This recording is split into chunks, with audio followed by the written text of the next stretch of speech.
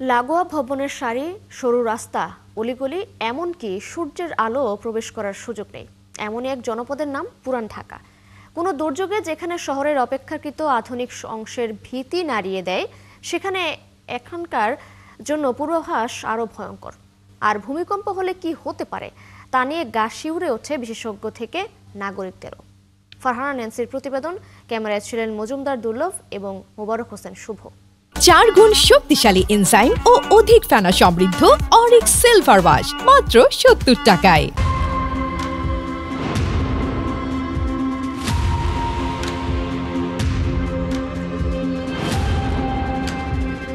ঘনবসতিপূর্ণ এলাকা রাজধানীর পুরান ঢাকা।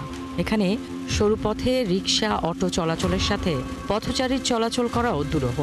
এই চিত্র বহু বছরের।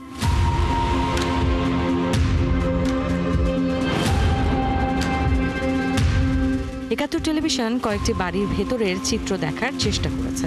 এইখানে শত বছর ধরে আসলে যারা থাকছেন তারা কতটা ঝুঁকি নিয়ে আসলে এখানে বসবাস করেন। সেই ঝুঁকি, সেখানে আসলে ভূমিকম্পর মতো প্রাকৃতিক দুর্যোগ ঝুঁকি তীব্রভাবে বাড়িয়ে দিবে এটা বলার অবকাশ নেই। মানে ভালো তো সবাই থাকতে চায় না, আমরা তো পারি না এই যে ভালোভাবে থাকতে, কিন্তু এই ভাঙ্গাচোরা বাড়ি ঘরেই রয়েছি। আমাদের তো কিছু করার মতন জায়গাই নেই, কিছু জানি একটা করুম বা খাটের নিচে ডুগুমি করুম, এই জায়গা নেই। কারণ আমাদের এই পুরান ঢাকায় আমরাও একটু ভয়ে আছি।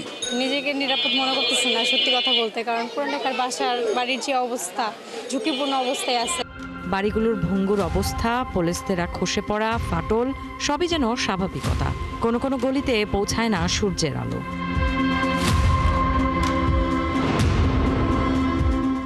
যারা মারাত্মক এই ঝুঁকি নিয়ে বসবাস করছেন তাদের একমাত্র ভরসা ভাগ্য। অনেকে জানেন না তাৎক্ষণিকভাবে কি করতে হবে ভূমিকম্প হলে। কি করতে হয় জানেন কিনা? না, আমি এগুলো এখনো বুঝি না। ভূমিকম্প এই প্রথম বুঝলাম আমি। গড গিফটেড প্রাকৃতিক দুর্যোগ, এর তো আমাদের করার কিছু নাই। উপরওয়ালা যা করে তাই, উপরওয়ালা যদি নিতে চায় চলে যাব, আর রাখলে থাকবো। মানে ভাগ্যে থাকলে কি গরম, গরিব মানুষ কাম করে খাই কি গরম। অনেকবার পুরান ঢাকার এ সকল দালানের সংস্কারের প্রসঙ্গ উঠে আসলেও কার্যকর কোনো পদক্ষেপ নেওয়া হয়নি নানান জটিলতায়। এ নিয়ে আছে ভিন্ন ভিন্ন প্রতিক্রিয়া। সরকারের সংশ্লিষ্ট মহলের সাথে এটা আলোচনা করে এটাকে কিভাবে সংস্কার করা যায় বা এটা ঝুঁকিটা থেকে আমরা যেন একটু উত্তোলন হইতে পারি, এটা অবশ্যই করা উচিত। আমাদের পুরান টাউনের যে সমস্ত বাড়িঘর আছে সবগুলি লাগানো বাড়ি। এই আচ্ছা, কত বছর হয়েছে? 1000 বছরের বাড়িগুলো নতুন বাড়ি পড়ে যাবে, কিন্তু এই সমস্ত বাড়ি পড়বে না কখনো।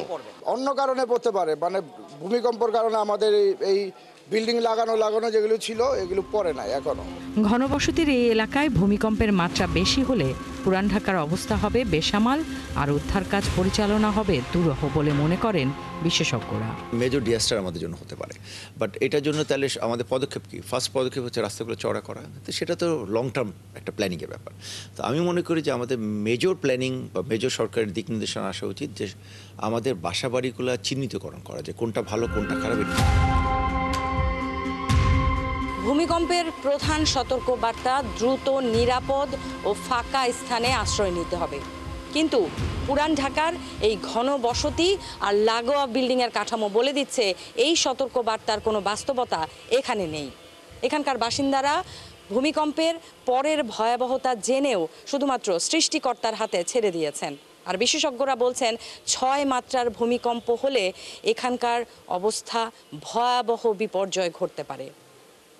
ফারহানা ন্যান্সি, 71, ঢাকা।